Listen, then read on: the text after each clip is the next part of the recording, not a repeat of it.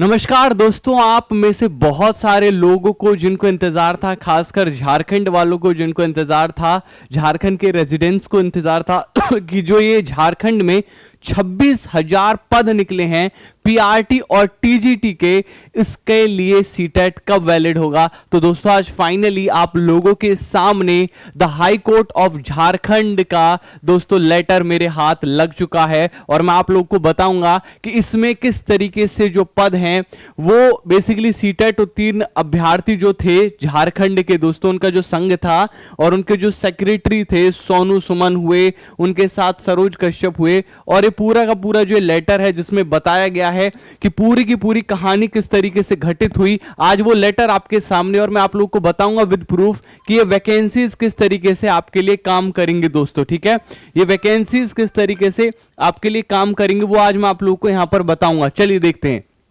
मैं सबसे लास्ट में लेकर आना चाहूंगा आप लोगों को। देखो, सबसे पहला क्वेश्चन है कि यार ये था कि वहां पर मामला समझो आप लोग कि सीटेट को अलाउ नहीं किया जा रहा था। ठीक है, बोला गया था कि भैया सिर्फ झारखंड ही अलाउ है। ठीक है, क्या है, सिर्फ झारखंड ही अलाउ है। तो इसी के लिए सबसे पहली चीज जो बोली है, ठीक है, वो जो सबसे पहली चीज बोली है कि we further stipulate that the state government shall not conduct the examination at least for next 3 months so that the candidate should get time to be ready and prepare for the examination। मतलब जो CTET वाले छात्र form भरेंगे उनको कम से कम 3 महीने मिलेंगे ताकि वो अपनी तैयारी कर सके। मतलब आप लोगों का जो ये जल्दबाजी में नोटिफिकेशन निकाला गया था झारखंड सरकार ने, अब वो वापस लेना पड़ेगा क्योंकि अगले 3 महीने तक पेपर नहीं होना है झारखंड की भर्ती का। और ये बात सत्य थी क्योंकि इतने सालों से अगर आप जेटेट नहीं कराओगे तो दिक्कत होगी। ठीक है, there shall be no orders as to cost. ठीक है, कोई ऑर्डर नहीं आएगा। All pending interims has been disposed of. ठीक है, अगर इससे रिलेटेड कोई भी एप्लीकेशन है वो डिस्पोज ऑफ कर दी गई है दोस्तों। ठीक है, और सबसे बड़ी बात क्या है कि इसमें ठीक है, अगर कोई जेटेट नहीं होता है, ठीक है, अगर झारखंड इवन एट अगर कोई जेटेट क्वालिफाई नहीं भी है तो वो भी इस एप्लीकेशन में भर सकता है। सरकार को अगले 3 महीने के अंदर अंदर जो जेटेट का एग्जामिनेशन है वो बेसिकली कंडक्ट कराना पड़ेगा। सरकार को जेटेट का एग्जामिनेशन 3 महीने के अंदर अंदर कंडक्ट करवाना पड़ेगा, याद रखिएगा। ठीक, चलिए आगे बढ़ते हैं, आगे चलते हैं दोस्तों। एक और चीज मैं बता दूं, we further direct those residents of state of Jharkhand, जो झारखंड के लोग हैं उन्होंने अगर सीटेट क्वालिफाई किया है या फिर अपने पड़ोसी राज्यों के कोई टेट एग्जामिनेशन भी क्वालिफाई कर रखे हैं, जैसे कि यूपी टेट क्वालिफाई किया हो, बिहार का बीएस टेट क्वालिफाई किया हो, वो सब भी एलिजिबल हैं, वो सब भी एलिजिबल हैं। बस एक छोटी सी चीज मैं आप लोगों को यहां बताना चाहूंगा दोस्तों कि एक जो चीज पूरा भारत, संपूर्ण भारत, हर कोई कह रहा था कि पूरा भारत भर सकता है, ऐसा नहीं है मेरे प्यारे मित्र। सिर्फ झारखंड के लोग, झारखंड के निवासी ही अभी इसमें अलाउ किए गए हैं। सिर्फ झारखंड के लोग ही इस फॉर्म को भर पाएंगे, हर कोई इस फॉर्म को नहीं भर सकता दोस्तों। बाकी मैं इस पूरे के पूरे लेटर को और डिटेल में पढ़ रहा हूं और अच्छे से समझने की कोशिश कर रहा हूं, ठीक है, ताकि आप लोगों को और बेहतरीन जानकारी इससे रिलेटेड दे सकूं। तो जिनका भी टेट पास है वो बिल्कुल, स्टेट जिनका भी पास है वो अपने नेबरिंग स्टेट से आप लोगों ने, आपको चांस मिलना चाहिए दोस्तों। ठीक है, आपको चांस मिलना चाहिए।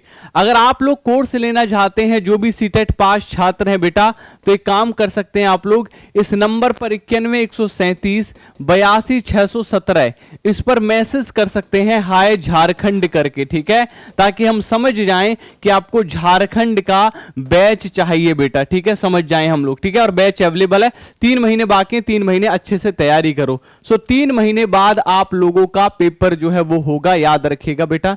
ठीक है, और इसमें सबसे बड़ी बात क्या है कि जो जो जो पेपर है वो लास्ट 8 साल से नहीं हुआ था, इसीलिए जरूरी है कि अब ये पेपर कराया जाए। तो मुख्य बातें क्या आई? मुख्य बातें ये आई कि सीटेट वाले अब अलाउड हैं, और इवन एट जो आसपास के स्टेट्स हैं वहां से भी अगर किसी ने क्या किया हो, टेट पास किया हो, वो भी अलाउड है दोस्तों।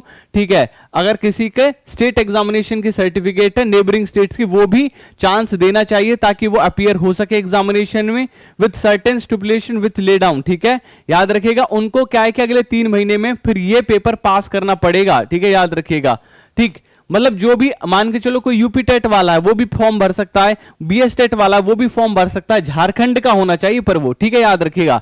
और वो फॉर्म भरने के बाद याद रखिएगा, वो फॉर्म भरने के बाद जो झारखंड का निवासी है वो फॉर्म भरने के बाद उसको 3 साल के अंदर अंदर ये जो झारखंड टेट है वो पास करना बहुत जरूरी है।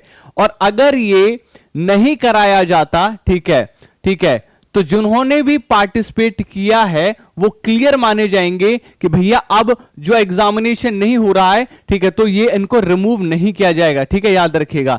ठीक है, अगर स्टेट गवर्नमेंट 3 साल के अंदर नहीं कराती है, ठीक है, तो otherwise qualified shall not be removed from the service से नहीं निकाले जाएंगे, उनकी वही सर्टिफिकेट काम करेगी। मोटा मोटा समझा दूं आप लोगों को कि जो भी झारखंड के निवासी हैं सिर्फ वो भर सकते हैं फॉर्म। झारखंड के निवासी ने सीटेट पास किया हो, झारखंड के निवासी ने झारखंड टेट पास किया हो, झारखंड के निवासी ने यूपी टेट पास किया हो, झारखंड के निवासी ने हरियाणा टेट पास किया हो, उसने BS TET Bihar state TET पास किया हो, या फिर कोई और स्टेट टेट पास किया हो, वो अलाउड है।